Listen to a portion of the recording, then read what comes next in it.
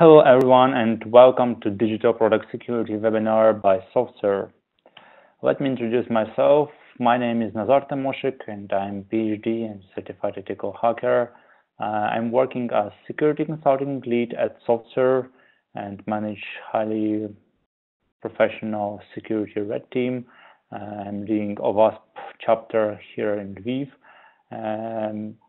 And today we'll talk about digital product security. What does it mean for you? What does it mean for your company? So to understand better why security and is important for your product and your organization, first you know to know who is your enemy and why modern cyber attacks are really a big threat for your business. We'll talk also about anatomy of and security issues in product development. We'll dive deep what is tips and tricks for how to develop software secure by design, what ROI you can get if you will establish a process for building products secure by design, and how to integrate these people, process, and tools, and also about references for best practices. So first we'll talk about attack surface. So modern business changed, and if previously you were working with desktop applications, so nowadays attackers are trying to compromise your company not through hacking networks and different kind of appliances, but trying to bypass all these really good devices and solutions, and actually to compromise your users and your customers, as well as your organizations, through weaknesses in application. Through these weaknesses, they can steal your intellectual property, your customer data, influence your business processes, also manipulate with your trade secrets. And these slides, you can find this picture on information is beautiful. Also under this link, this slide represents the latest, most known, the biggest cybersecurity breaches in past 3 years. As you can see, there is very well-known cases with Target, with eBay, with Atem, and many others. So I tried to put in this presentation very good examples, and one of such kind of example is McDonald's website, which was defaced to prove that some group of Invectus guys were able to compromise this application. But as for us, it's much more important to understand that even on public-facing websites, there is vulnerabilities on a coder level that may create such situation. And also the website of Yahoo that was also compromised and hacked, and Yahoo is a big company, they care about security. Anyway, developers make mistakes, and these mistakes have consequences like reputational risks, like threat of data dump from remote server, and so on. So let's focus on product development and how these security issues may impact and what, and we need to understand the root cause. So very often we see different kind of organization that there is developers as well as special dedicated people who act as security officer. So, but the problem is that these people do not intercept and do not communicate properly with each other. Developers mostly focus on functional requirements. They have a document, they have backlogs, they have tasks, and they have one thread, deadline.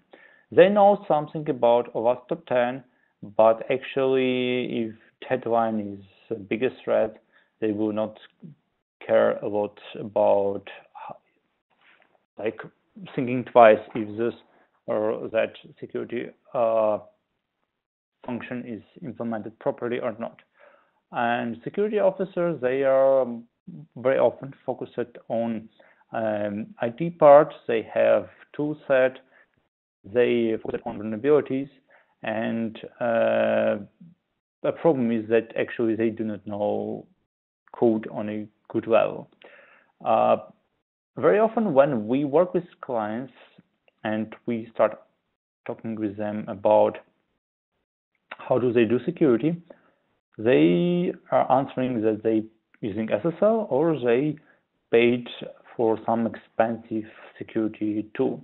And this is a great example how really good security tool wasn't actually able to find really huge security gaps in the application because actually this is a scanner and scanners cannot think. So they are not able to detect problems in your design, in application logic, cryptography, and implementation. So they do not have this complex attack vectors.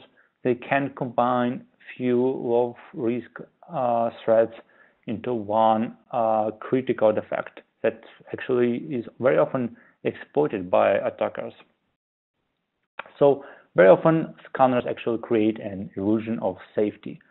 And in very serious development organizations, we see that there is quite often expectation that QA engineers have to care about security.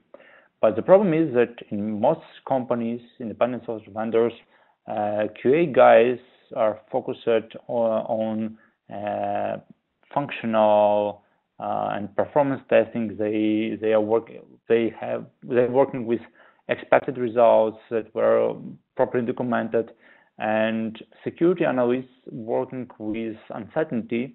In most cases, they even trying to search some things that are out of pattern, that is unexpected, to develop some error message into exploitable vulnerability.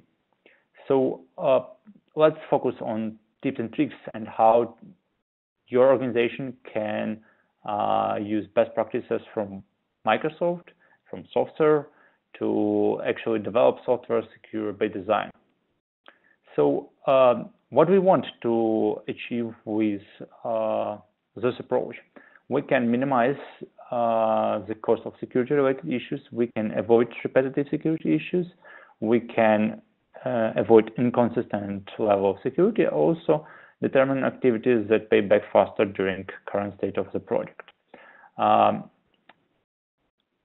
When we are running this kind of process in our projects, we have the following value delivered. So we are reducing costs for security issues resolutions. We delivering secure code through secure deployment, secure development, and secure infrastructure. We help team, client, and app to become fully compliant with most known security compliances. Also, our clients can get actually a metrics of security projects that can increase trust to key stakeholders, demonstrating how security is improving over time.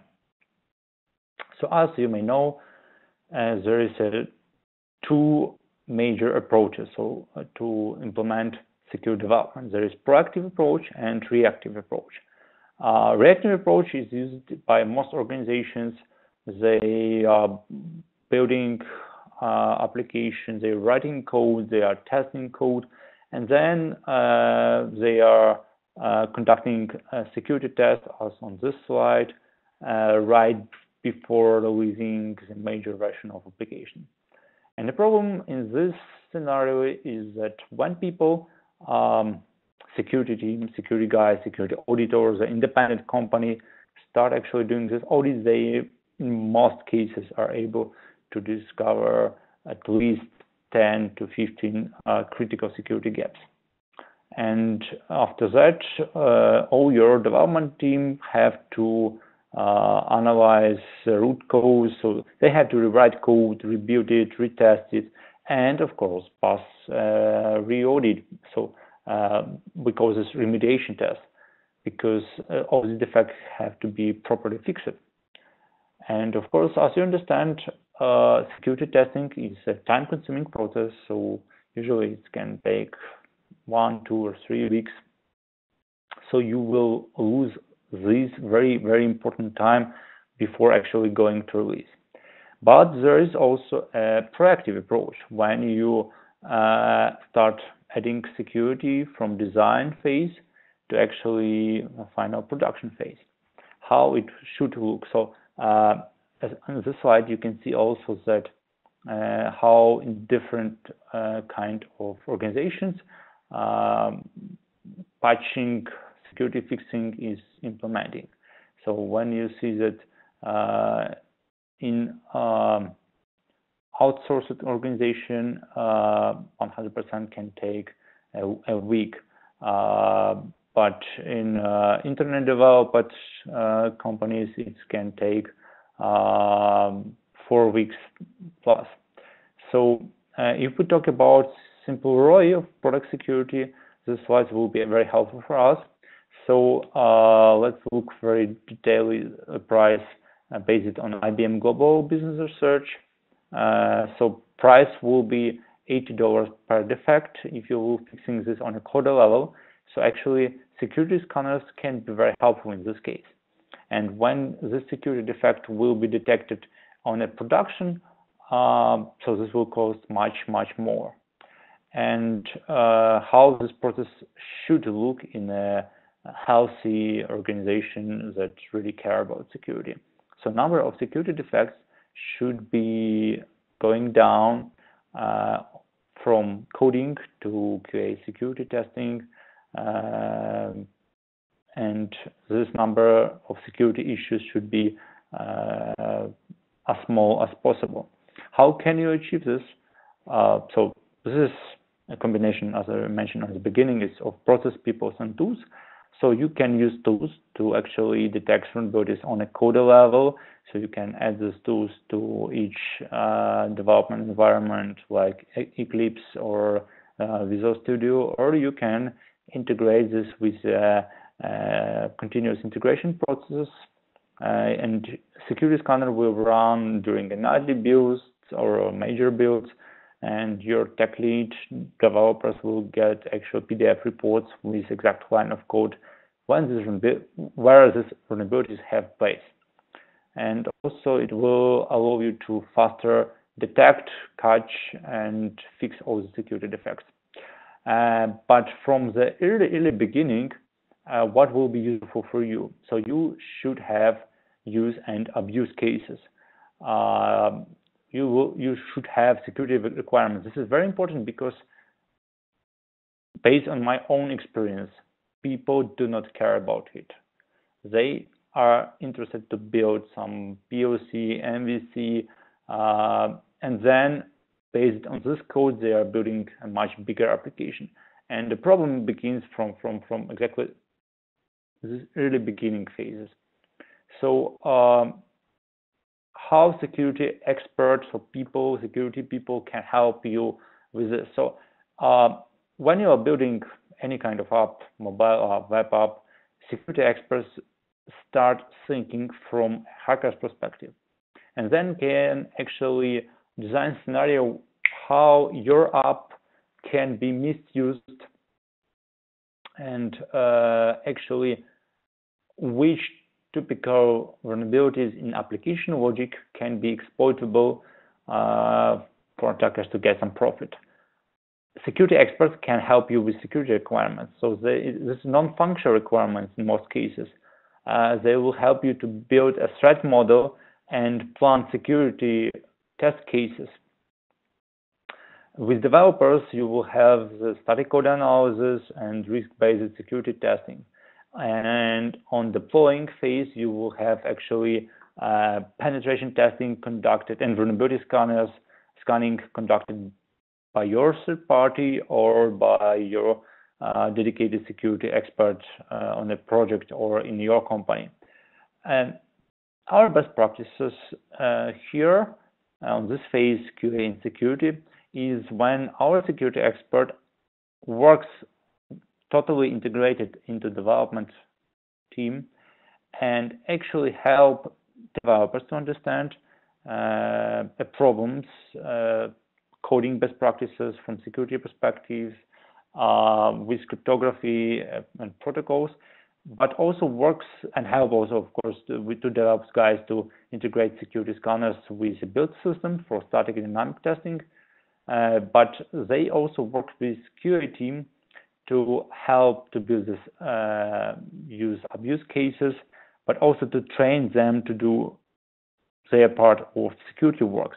Because you understand, there is a lot of QA guys, a lot of developers, but not enough security experts and good security experts, so their involvement should be minimized, and their involvement can be minimized through transferring knowledge and helping these guys to work with OWASP methodology, checklists, and make sure that they have done a general coverage. So this will allow security experts to focus on things that are really matter and that are out of the beaten path. So let's focus on case study and how it's implemented in some of our projects. So we had a client. His business issue was a customer request. So his customer was very interested in security. They care about the potential issues, and they want to be compliant. They protecting their intellectual property from foreign hackers. They want to avoid data breach and minimize security costs. So a linear approach and integration looks like this one, and you can also find all the steps we talked earlier on this diagram. Iteration-based testing approach is based also on Microsoft best practices. In this case, it was integrated with Team Foundation Server by Microsoft, with using automated security testing and manual code review, manual findings review by SAST and DAST. And this is how, from Microsoft website, this agile style secure SDLC process looks like. So you will have every sprint practices, bucket practices that should be executed once per sprint, and one-time practices. Let's take some example and review all these steps in details. So this process will focus on developing products in a secure way, starting with the right security requirements. It's very important because in some situations we even see then when a client have a wrong security requirements, this may create a condition when client experience a denial of service attack because of weaknesses in application or logic implementation. As an example of such situation, it can be blocking users after 10 unsuccessful login attempts. If it's account of some VP or CEO or someone who is actually paying money for using this critical SaaS app, and his account will be blocked by some malicious person who just write a simple Python script to brute force his password, you will experience a denial of service condition against your app, and this CEO VP will call to your support and complaining that apps actually is not working, he can't log in. So the right approach, the right security requirement should be to actually create a CAPTCHA, generate CAPTCHA when a user enter 5 times his password in the wrong way, with a proper implementation of password recovery functionality. So let's move on. Usually we start with security education. So we're defining security guidelines for developers in QA. We develop test cases for QA team. We regularly have a session with the team to talk about recent vulnerabilities we discovered or were discovered in the for specific technologies they work with, and we are doing this knowledge sharing. On a requirements definition stage, we work with business analysts, with architect to actually conduct trade-off analysis of best identity management solutions, single sign-on, and security controls that will match the best for the specific application. We talk about data segregation, which is about privacy and data security, cryptography, availability, and network and transport security, operation security, and security quality gates. How we'll test and if we'll accept this kind of functionality from security perspective. On a static code analysis and dynamic application security testing, we are implementing and integrating this testing based on the best well-known security tools. You can find this later in this presentation. So we are also developing a custom automation scripts that also cover security, because very often security testing is some kind of routine works, and it can be automated, and it should be automated.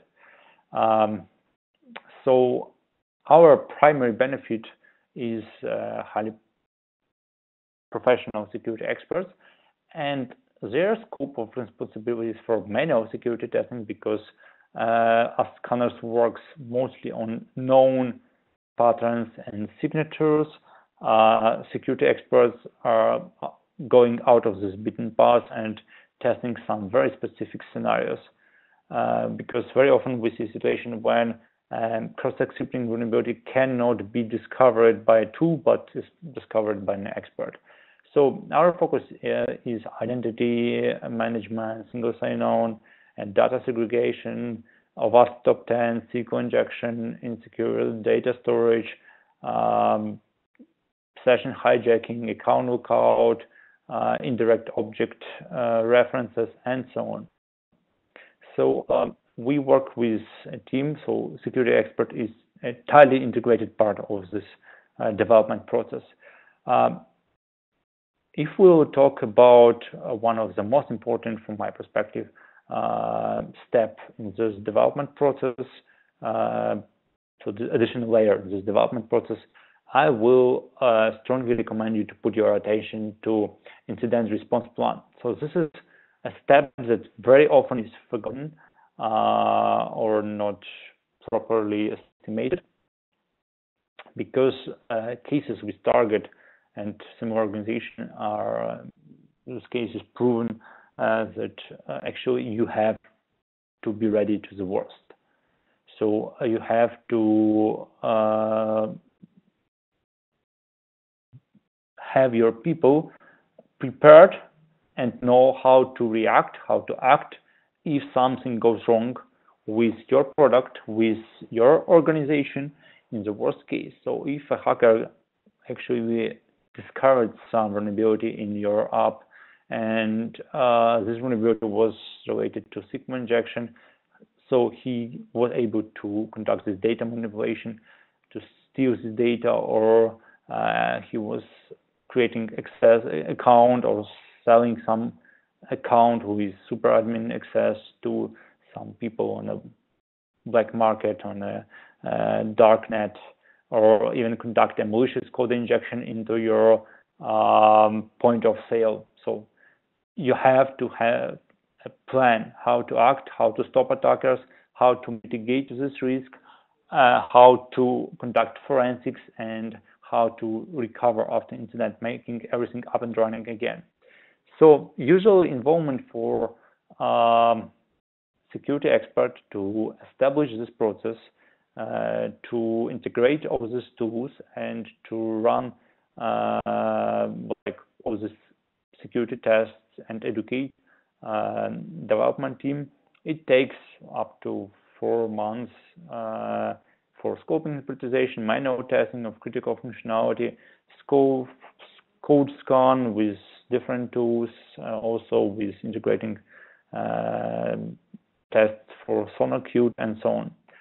And after 5 months of involvement, we are trying to transfer all this knowledge to train and dev and QA guys, and actually to involve our security expert on other project.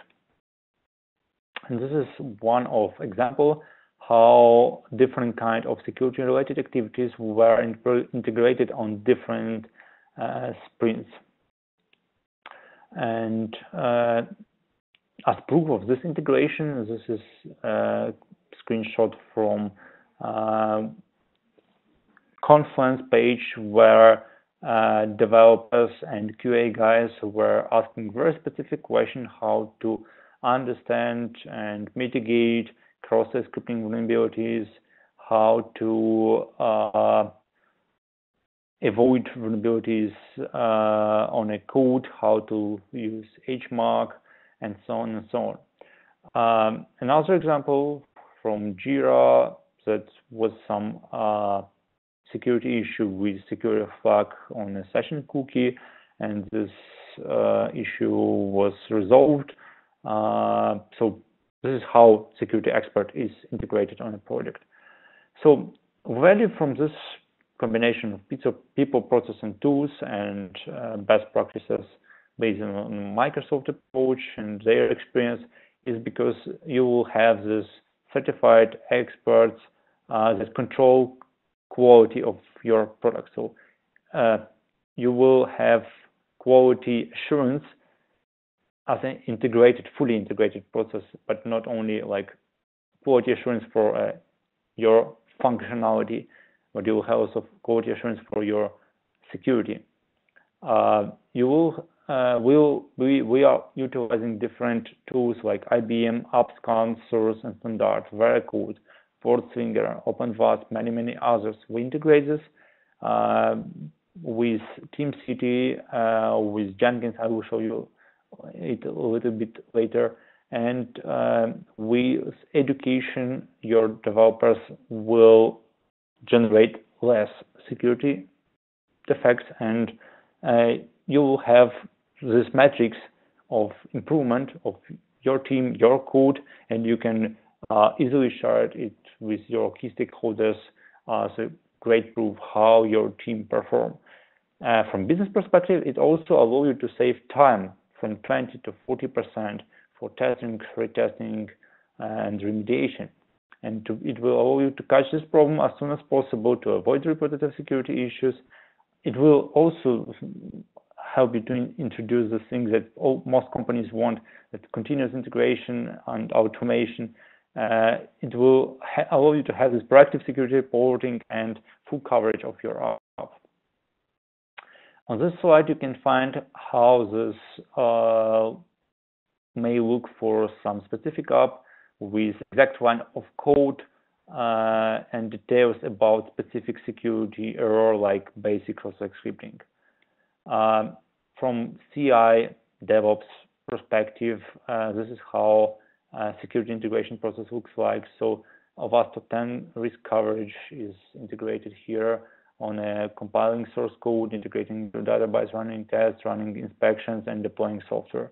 And this high-level vision how different scanners for static and dynamic testing can be integrated on some specific virtual machine for this kind of testing. These CI tools will be used for getting source from repositories, automatically build it, deploy the application, and run this security scanners against the target application.